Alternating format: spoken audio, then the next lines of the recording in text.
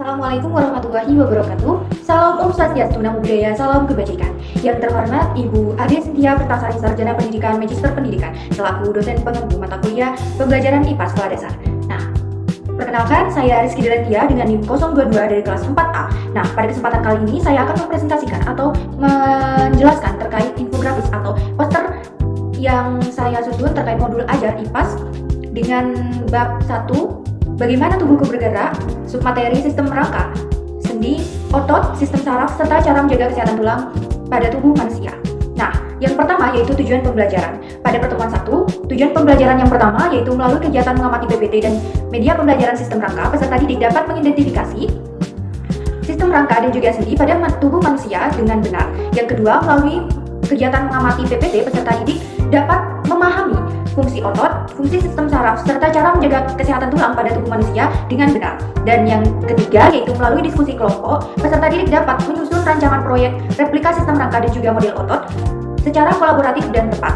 Nah, pada pertemuan kedua, tujuan pembelajaran yang pertama yaitu melalui kegiatan proyek, peserta didik dapat menyusun bagian-bagian tulang yang telah disediakan oleh guru dengan menerapkan rancangan tersebut sesuai dengan langkah kerja yang telah disusun dengan benar. Yang kedua, melalui kegiatan proyek, peserta didik dapat menggunting, menyusun, serta menempel sehingga peserta didik dapat membuat replika sistem rangka dan juga model otot dengan rapi dan juga benar. Yang ketiga yaitu melalui presentasi hasil proyek di depan kelas, peserta didik dapat menganalisis perbedaan jenis-jenis tulang dan jenis-jenis otot berdasarkan bentuk dan juga ciri-cirinya dengan tepat. Yang kedua yaitu aktivitas utama peserta didik. Yang pertama yaitu peserta didik dapat mengamati PPT serta media pembelajaran yang telah dibuat oleh guru terkait replika sistem rangka. Yang kedua, peserta didik dapat berdiskusi secara berkelompok terkait perencanaan atau rancangan proyeknya. Yang ketiga yaitu peserta didik dapat menyusun replika sistem rangka sesuai dengan langkah kerja. Yang keempat, peserta didik dapat membuat model otot dengan clay atau plastisin pada lembar model otot yang telah diberikan oleh guru. Dan yang terakhir yaitu peserta didik dapat mempresentasikan hasil kerja proyek di depan kelas. Yang ketiga yaitu pengalaman belajar peserta didik. Peserta didik dapat memperoleh pengalaman belajar melalui kegiatan berdiskusi, berkolaborasi, menyusun rancangan proyek, replika sistem rangka dan juga otot, serta mempresentasikan hasil proyek di depan kelas secara berkelompok. Nah, oleh karena itu, konsep materi sistem rangka ini tidak hanya masuk secara materi saja, melainkan dapat diterapkan melalui media yang konkret serta bermakna pada peserta didik. Model yang saya gunakan yaitu PJBL atau Project Based Learning, dan pendekatannya yaitu 4C atau 4C yang di dalamnya termuat critical thinking, creativity, collaboration, and communication. Nah, alasannya saya menggunakan model PJBL ini karena model PJBL itu merupakan model pembelajaran yang berpusat pada peserta didik serta merupakan model yang aktif dalam pembelajaran dan juga bermakna dalam proyek nyata yang sesuai dengan proyek yang saya terapkan yaitu terkait pembuatan proyek replika sistem rangka dan juga otot. Nah, terkait pendekatan yang saya gunakan yaitu alasannya karena sekaligus dapat mengembangkan kreativitas, berpikir kritis, kolaborasi, serta komunikasi pada peserta didik pada saat melakukan proyek. Keunggulan modul ajar yang telah saya susun yaitu yang pertama, mengintegrasikan pembelajaran berbasis proyek. Yang kedua, menerapkan keterampilan abad ke-21 yaitu 4C. Yang ketiga, menggunakan media konkret agar materi yang akan saya sampaikan dapat dipahami oleh peserta didik. Yang keempat yaitu mendorong kreativitas serta kolaborasi peserta didik.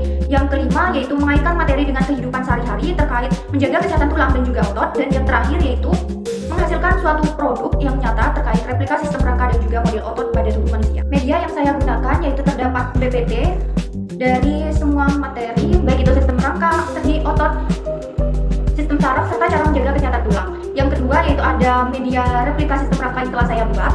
Yang ketiga ada LKPD untuk pertemuan pertama. Yang keempat yaitu ada lembar replika sistem rangka untuk penyusunan proyek. Yang kelima yaitu lembar model otot untuk peserta didik dapat menempel clay atau plastisin pada lembar model otot tersebut. Yang keenam yaitu ada clay atau plastisin, dan yang terakhir yaitu alat tulis. Nah, di sini ada media pembelajaran yang telah saya susun. Nah, seperti ini. Nantinya peserta didik dapat menentukan bagian mana yang menurut peserta didik itu ini tulang dahi, dan seterusnya sampai pada bagian tulang di kaki. Yang selanjutnya yaitu aktivitas pembelajaran. Nah, pada pertemuan 1 ini, peserta didik dapat mengamati PPT dan replika sistem rangka terkait media yang telah saya buat, yaitu seperti ini. Setelah peserta didik dapat memahami materi dari mulai dari sistem rangka, sendi, otot, sistem saraf, serta cara menjaga kesehatan tulang, peserta didik diberikan LKPD untuk mengerjakan soal-soal di dalamnya. Nah, setelah itu, peserta didik dapat membuat rancangan penyusunan proyek replika sistem rangka dan juga otot untuk pertemuan kedua. Nah, pada pertemuan kedua ini, peserta didik dapat menerapkan susunan yang telah dibuat pada pertemuan 1 untuk membuat replika sistem rangka dan juga model otot. Bahan apa aja yang sudah dipersiapkan itu dibawa di pertemuan kedua, dan setelah susunan proyek sudah selesai, peserta didik dapat mempresentasikan hasil proyek di depan kelas. Selanjutnya yaitu asesmen. Asesmen yaitu saya menyusun terdapat 3. Yang pertama, asesmen diagnostik yang mengukur atau mengetahui kemampuan awal peserta didik terkait materi sistem rangka. Yang kedua yaitu ada asesmen formatif, yaitu menilai pemahaman terkait konsep kerjasama serta perencanaan dan perancangan proyek dari pertemuan 1 hingga pertemuan kedua. Yang ketiga yaitu ada asesmen sumatif, yaitu menilai penguasaan materi serta hasil pekerjaan proyek yang telah dibuat melalui kelompok. Dan asesmen sumatif ini merupakan asesmen akhir. Nah, keterampilan yang dinilai dari asesmen yang telah saya susun terdapat 3 ranah. Pada setiap asesmen ini ada 3 ranah masing-masing. Yang pertama yaitu ranah kognitif. Ranah kognitif ini untuk mengukur pemahaman peserta didik terkait materi sistem rangka, sendi, otot, serta cara menjaga kesehatan tulang, serta peserta didik dapat menganalisis perbedaan jenis-jenis tulang dan jenis-jenis otot berdasarkan bentuk dan juga ciri-cirinya. Yang kedua yaitu ada ranah afektif atau sikap. Nah, ada pun beberapa hal yang dinilai dari sikap peserta didik. Yang pertama disiplin, rasa percaya diri, tanggung jawab, kerjasama, dan rasa ingin tahu.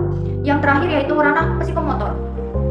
Adapun aspek yang dinilai yaitu bagaimana cara menyusun replika sistem rangka, bagaimana cara membuat model otot dengan tepat menggunakan clay dan plastisin, bagaimana cara mempresentasikan hasil proyek di depan kelas dengan percaya diri dan santun,